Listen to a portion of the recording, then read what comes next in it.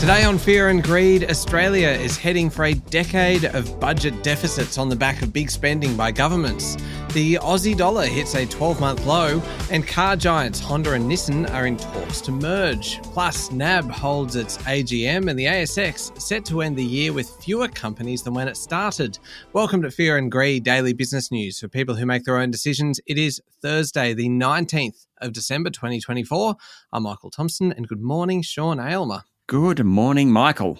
Sean, the main story this morning, the federal budget is expected to be in deficit for at least a decade, with a $22 billion worsening over the next 4 years due to recent spending decisions. That's the bottom line of the mid-year economic and fiscal outlook released yesterday by Federal Treasurer Jim Chalmers. The underlying deficit this financial year is due to come in at $27 billion, slightly better than the May forecast of $28 billion, but then worsen or deepen, however you want to put it, for the next 3 years. In fact, over the next 4 years, the deficit is forecast to be $144 billion. That's money we have to pay back at some point in the future. Government spending as a percent of GDP is forecast to nearly double next financial year before falling back to more normal levels. Dr. Chalmers says it reflects changes to the pharmaceutical benefit scheme and bulk billing, but it is also a target for the opposition in the run-up to the election. Off-balance sheet items don't show up in the underlying budget balance. We're getting a bit technical here, but my EFO suggests there will be $90 billion of those over the next 4 years. For example, the headline budget this financial year is actually $48 billion. The underlying, we said, was 27. The headline is $48 billion. The difference is that these things that are in the headline but not the underlying are considered investments. So there's a bunch of those: money for the national broadband network, for the modernisation of the energy grid, the Snowy Hydro for housing. But they still are, they're not a cost, they're an investment, but we still have to pay for it. The government still has to pay for it. Yeah, money still has to come from somewhere, doesn't it? Yeah, absolutely. There's also more than $5 billion unallocated. Basically, that means that's an election slush fund. Though it's only $5 billion over 4 years, so it's not like there's going to be huge spending promises coming out during the campaign. Okay, so that's the balance sheet side of the economy. What other gems have you uncovered in my EFO this year, Sean? Well, in terms of the economy, the government has downgraded its growth forecast this financial year to 1.75% and then 2.25% after that. It's forecasting ongoing easing of inflation and wage increases with a steady pickup in the unemployment rate to 4.5% by the middle of next year. Treasurer Jim Chalmers yesterday said the economy is on track for a soft landing. Other things, net migration is forecast to be 340,000 this year. That's this financial year. That's 80,000 more than forecast in the May budget. That will put the government under pressure in relation to the housing market. Lots of bibs and bobs around the place in yesterday's MyFO statement. Another interesting one, the government wants to axe the R&D tax refunds or tax concessions for tobacco and gambling companies. All right. Now, Sean, I mentioned at the top of the show that the ASX is on track to end the year with fewer listed companies than it started with as more and more companies opt to go private. The total number of listings has fallen from 2,191 at the start of the year to 2,121 by the end of November, reflecting a net loss of 70 listings, according to global investment firm EQT. There were 30 new listings on the ASX so far this year, compared to 64 delistings. The decline in the number of listings continues a multi-year contraction for the Australian share market and shows the ongoing appeal of private markets, also the ongoing appeal of US markets. This trend is driven by companies choosing to stay private longer or opting to delist. There's still a few deals in the balance, like Perpetual's battle to sell 2 of its 3 businesses to KKR. That is still in the balance, whether that stays as a ASX-listed company or not. But certainly the trend is to have fewer companies on the ASX. And Sean, while we're talking markets, the S&P ASX 200 closed down 4.6 points, just 0.06% to 8,309 points yesterday. So down a little bit, but really pretty flat. There's still a bit of corporate activity, though, around the place. There is. Vulcan Energy signed a $1.4 billion loan commitment with Export Finance Australia and a group of 7 commercial banks for the financing of its Lionheart project in Germany. That project is targeting 24,000 tonnes of lithium hydroxide production capacity per year. A big one. Mineral Resources has completed the sale of 2 exploration permits to Hancock Prospecting. That's Gina Reinhardt's business. About $780 million in that one. Separately, MinRes and Hancock have agreed to form 2 50-50 exploration joint ventures over the former's remaining exploration permits in the Perth Basin and Carnarvon Basin. And Insignia told shareholders yesterday it's rejecting private equity giant Bain Capital's $4 per share bid because it doesn't adequately represent fair value for them. Its share price ended lower. And Sean, the Aussie dollar, it's not having a good time of it, is it? And maybe that's actually even kind of dressing it up too well. It's really going pretty poorly. It sure is, Michael. Yesterday, the Aussie dollar hit its lowest level this year, falling to 63.35 US cents. The weakness in the currency all year has reflected 2 things. Slow growth in China. As a result, lower demand for Australian iron ore. If there's lower demand for iron ore and Australian goods, then Chinese buyers need fewer Aussie dollars. That puts pressure on it. Second thing, the US dollar has been strong. So when you measure the Aussie dollar actually against other currencies outside the US dollar, and obviously very important for those heading overseas, it's a much more mixed picture. Against the yen, the Aussie is reasonably strong. It's why so many people are going skiing in Japan over the next couple of months. Against the euro, relatively weak, making trips to that region more expensive. Sean, after the rest of the show, shall I say, you've got an interview coming up today with Paul Robson, who is the CEO of MYOB. And this one is really, we talk a lot about small businesses. And in particular, this one's targeting kind of sole traders and sole operators. That's right. They have a new product, which they a mobile first product to help sole traders and very small businesses with their admin or their paperwork. The great thing about this, or one of the great things about Solo by MYOB, is that it is mobile first. So it is designed for mobile. So when you're on public transport, you might be able to do invoices or, tick off payments, stuff like that. So we talked to them about that. But then more broadly, we talk about the state of the small business sector in Australia. Yeah, it is a great conversation, and MYOB are great supporters of both small businesses and also fear and greed.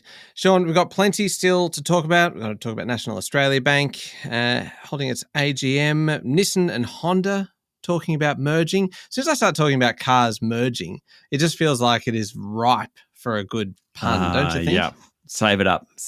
Yeah. We'll see what we can come up with. We'll be back in a moment, Sean, with the rest of the day's business news.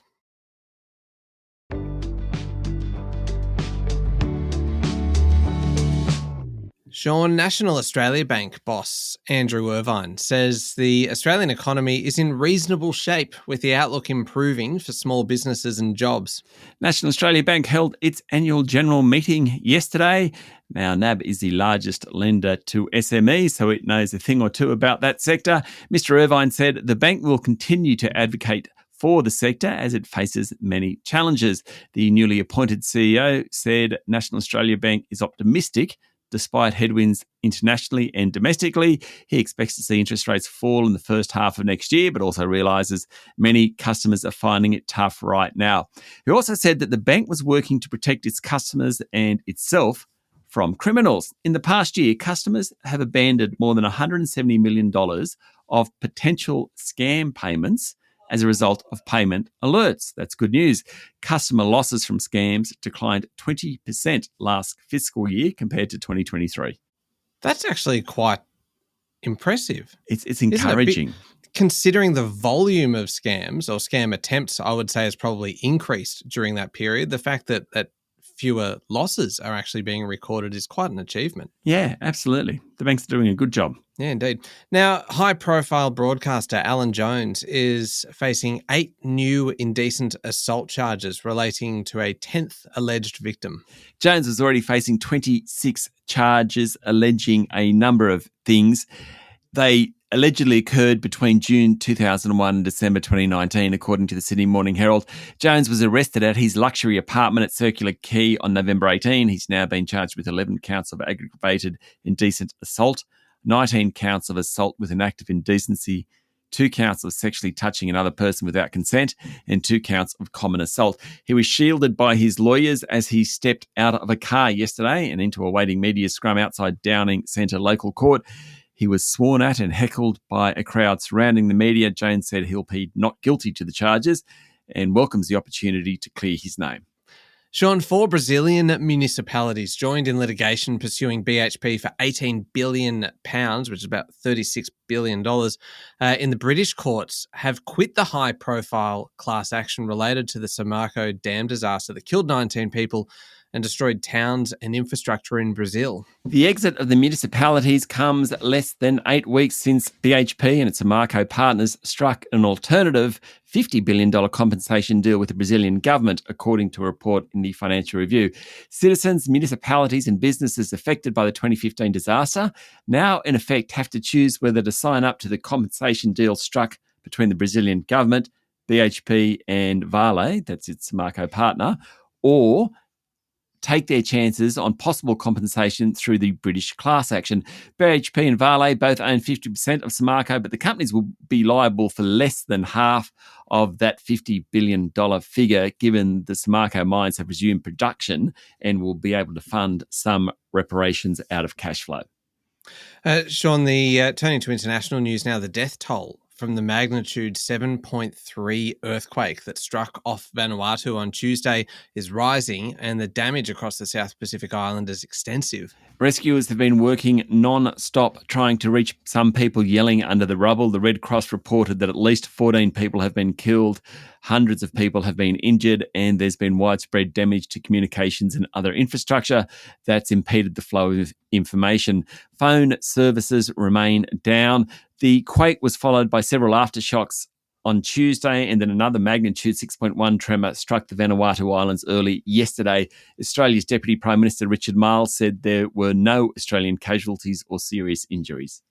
Last one, Sean. Nissan and Honda are in exploratory talks about a merger of the two car makers that would create a $52 billion Japanese giant. The two companies are considering a way to combine that would help them better compete at a time when traditional car makers are really struggling with the fast-growing Chinese electric vehicle manufacturers and slower than expected consumer demand for EVs, according to a report in the Financial Times. The talks between Nissan and Honda are at an early stage, and there are concerns about a possible political backlash in Japan because a merger of the two of the country's most storied car brands could result in significant job cuts. Nissan and Honda announced in March that they'd team up to develop EVs and have deepened their talks amid uncertainty about what Donald Trump's return as US president means for the car industry. This year, shares in Nissan, which is also a cross-shareholding structure with Renault, very confusing, but the shares in Nissan are down about 40%. It's got a market capitalisation of about $8 billion. Honda's got a market value of about $44 billion. The combined value would rank as the world's third largest car maker in terms of volume. This is certainly not market capitalisation. Tesla beats everyone hands down there, but just in terms of the number of cars they're producing, it would come in number 3 behind Toyota and Volkswagen. So at the moment, it's all It's full speed ahead. But if it does... Oh, here we go. No. I was just going to say, and these things can hit various kind of roadblocks, and they might have to park it for a while. They could. But at the moment, then you throttle to the floor and the brakes aren't on. But it's, of course, all a report from the FT. So we haven't crossed the finish line yet. Still quite a few laps to go. Oh, well done. I feel like we've really delivered some value today, Sean. Pun value, maybe. Yeah. I didn't say it was real value. But anyway. No. Up next is the Fear and Greed Daily Interview. Your guest today, Paul Robson, CEO of MYOB. A great conversation to listen to if you're in small business or a sole trader or a contractor or a freelancer or anything along those lines. Make sure you listen to today's one. It's a great one to listen to, coming up in the Fear and Greed playlist on your podcast platform or at fearandgreed.com.au. Thank you, Sean. Thank you, Michael. It is Thursday, the 19th of December 2024. Make sure you're following the podcast and please join us online on LinkedIn, Instagram, X, TikTok and Facebook. I'm Michael Thompson and that was Fear and Greed. Have a great day.